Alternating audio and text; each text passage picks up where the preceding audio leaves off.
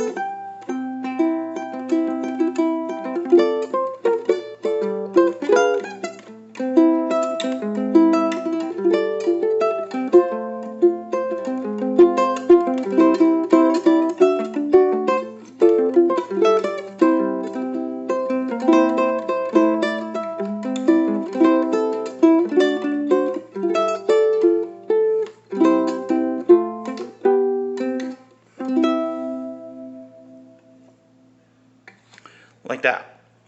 So this is Mitch Mitch the ultimate multi-instrumentalist.